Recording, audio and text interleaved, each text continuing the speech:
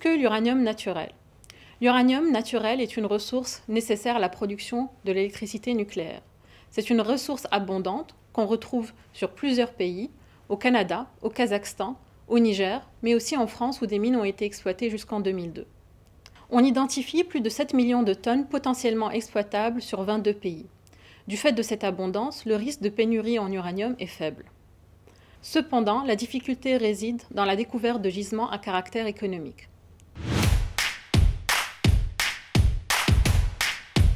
La vie d'une mine se décompose en 4 étapes. L'exploration, le développement, l'exploitation, puis le réaménagement. Parlons d'abord de l'exploration. Elle s'appuie sur des géologues qui effectuent plusieurs types de travaux. Ces travaux nécessitent l'obtention de licences d'exploration remises par les instances administratives et réglementaires des pays où se trouvent les terrains explorés. À l'issue de la phase d'exploration, on passe au développement du projet. La phase de développement vise à effectuer l'ensemble des investissements et des travaux nécessaires pour l'extraction et la transformation d'une minerai, telles que la construction des infrastructures minières ou des usines de traitement.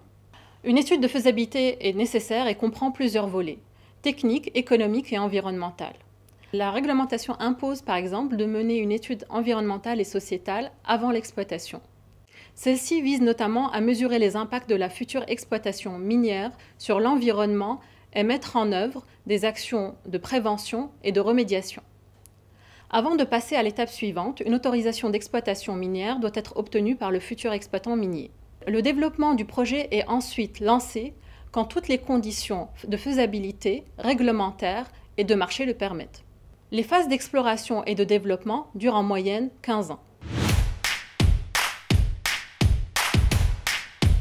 Une fois la mine développée, on pourra commencer l'extraction du minerai, sous forme de roches dans les mines à ciel ouvert, telles que USAP en Namibie, ou des mines souterraines comme Cigar Lake au Canada ou Cominac au Niger.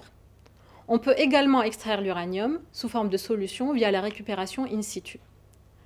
Cette technique, utilisée au Kazakhstan ou aux États-Unis, permet d'optimiser les coûts de production. Une fois extrait, le minerai est transformé dans des usines de traitement à proximité des sites d'extraction en vue de produire un concentré sous forme de poudre jaune qu'on appelle yellow cake.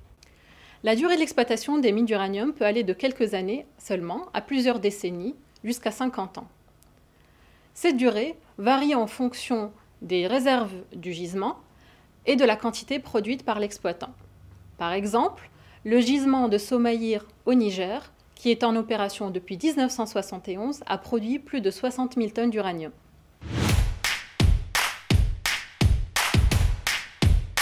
Une fois le gisement épuisé, l'exploitation de la mine s'arrête. Pour autant, l'activité se poursuit avec les travaux de réaménagement qui ont été définis avant la phase d'exploitation. Le réaménagement consiste à remettre en état des sites miniers en accord avec les standards environnementaux. Cela passe par le démantèlement des installations existantes, le réaménagement et la végétalisation des anciens sites miniers, mais aussi la mise en place d'un système de surveillance radiologique et environnementale.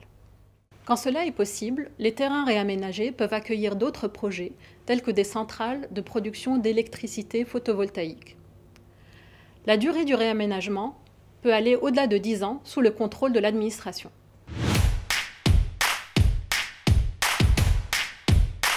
Le minerai d'uranium extrait est transformé en yellow cake dans les usines de traitement à proximité des sites d'extraction. Il s'agit d'un produit intermédiaire dans la chaîne de production de combustible nucléaire. Le yellow cake est un composé chimiquement stable et de faible radioactivité, ce qui ne demande pas des mesures de protection importantes pour le personnel. Il est constitué à 0,7% d'uranium-235, qui est l'isotope fissile qui génère l'énergie. Il est ensuite mis en fût, transporté dans des usines de conversion, transformé en hexafluorure d'uranium, UF6, pour ensuite être enrichi. Il est conditionné dans des tubes d'alliage de zirconium et enfin assemblé dans des grappes de combustible. Dans le coût de revient de l'électricité en France, on estime à 5% la part de production minière de yellow cake.